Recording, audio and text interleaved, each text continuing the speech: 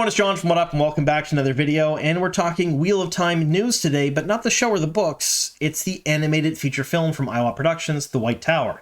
Yes, we finally have some new news to share on that front. I'd say about 6 months ago or so, we talked about it here in the channel that the animated film was happening. We knew a little bit about it, what it was going to be about. We knew that they had a writer attached, Zack Stentz, who had written a bunch of Hollywood blockbusters, including X-Men First Class. And we knew they were shopping around for a studio, but we didn't really know much more than that. They kind of went radio silent for a little while because, of course, all the things behind the scenes has to happen, and Hollywood is not exactly a fast-moving beast in some respects.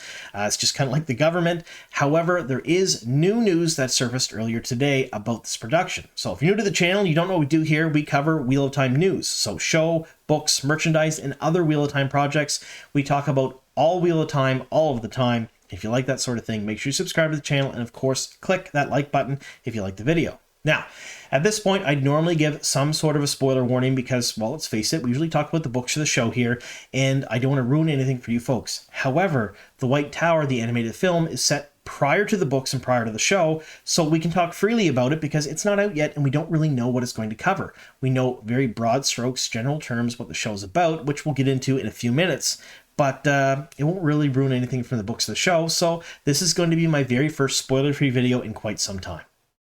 All right, so what came out earlier today was the fact that Jay Olivia has been attached to direct the film. Now, if you don't know who Jay Olivia is, that's okay. He's a director, and not everyone knows the names of all directors, but he's likely directed something that you've seen. So he's sort of a big deal in the animation industry, and he's directed major motion pictures for Warner Brothers Animation, Marvel, Lionsgate, Sony.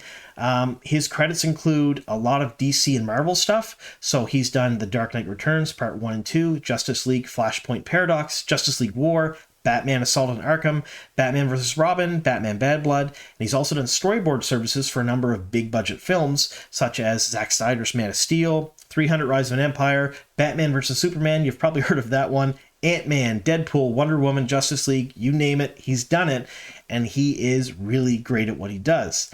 Now, Jay Olivia is a Wheel of Time fan as well, which to me is important. I like having people who are fans work on the properties because it gives it a little bit of a personal touch, because everyone in the Wheel of Time community has a little bit of a story about how they get into the Wheel of Time, why they love the Wheel of Time, and what it means to them. And Jay does as well. Now, earlier today, Jay said he was so excited to be joining this amazing creative team.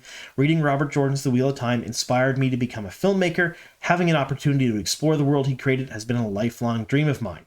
He also added, the rich history of the White Tower has intrigued me, and the expansive backstory of the books gives the creative team the freedom to tell a fresh and imaginative story within the familiar world that was so meticulously crafted by Jordan in The Wheel of Time.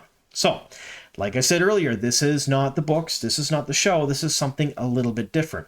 It happens within the world, so likely a lot of the rules, a lot of the places, the names will be the same, but it is not quite a prequel, but it does happen well before the books.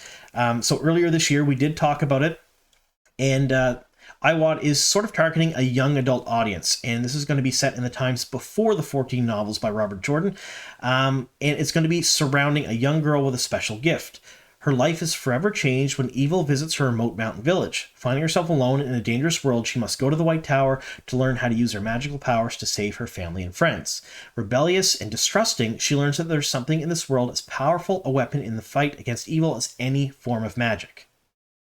Now, Squeeze Animation, set in Quebec, is going to be the one making the film, and they're known for a ton of really great animation. We've covered that in the other video we'd had about The White Tower, the animated movie, but they're from Canada, they're from my home country, so of course I'm going to love them.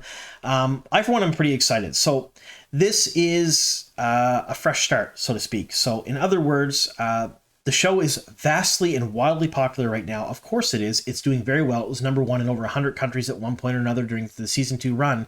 However, it was met with some criticism by book fans, by people who knew the series or knew different things about changes, because it is an adaptation. So of course they're going to have to change some things. They're going to have to move some things around. They're going to have to tell their own story while still telling the story of the books.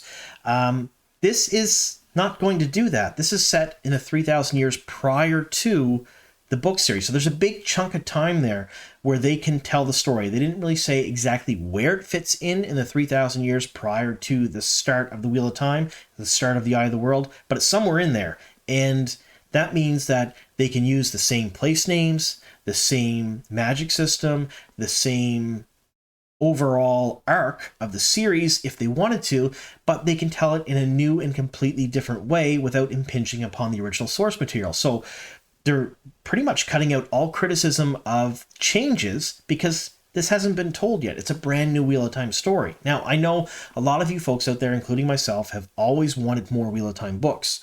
There was some talk of Outrigger novels at one point or another by Jordan way back when. They never really materialized. They never really happened.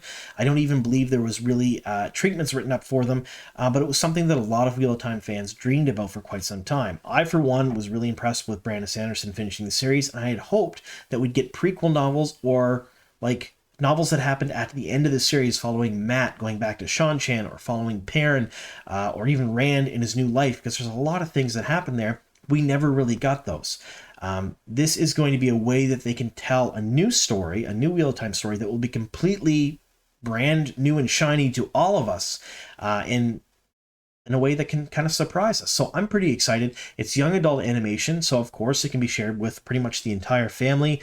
And I'm really hoping that we get something that becomes kind of a big hit, because I want to see a bunch of these. I don't want to see a one and done. I'd love to see a bunch of very well done animated movies or shorts prior to the series, after the series, during the series. It doesn't really matter to me. I'd like to see some brand new Wheel of Time content.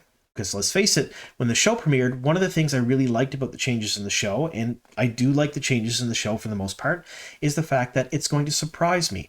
I'm not expecting exactly the books on screen. I'm waiting and seeing the Wheel of Time with a fresh new set of eyes. It's almost like I was a kid again, waiting for the Great Hunt to come out, waiting for The Dragon Reborn. It was that anticipation of not knowing what was coming next, the theorizing, the talking about all the foreshadowing in the books, what was going to come on in the next couple of books, how was this story going to arc out. I remember that, and it was a magical time when I was young, and I'm kind of hoping the same thing happens with this prequel or animated film that's set before the series, because we don't know what to expect. So I, for one, am pretty excited. So I want to hear what you folks think. Tell me in the comments down below what you folks think about this animated feature film. I know there was some talk earlier in the fandom that they didn't know what was happening with it. Well, they have a director, they have a writer, they have an animation studio. Now it just has to get made. So we're going to be eagerly waiting castings. We're going to be eagerly waiting more information on this project. And I, for one, here at What Up, will definitely bring it to you folks the moment I have it. If a press release comes out about it, you're going to hear about it from me 100%, because I'm super excited about it. So let me know your thoughts on it down below in the comment section. And thank you so very much for sticking with us here to the very end. Here's to many more.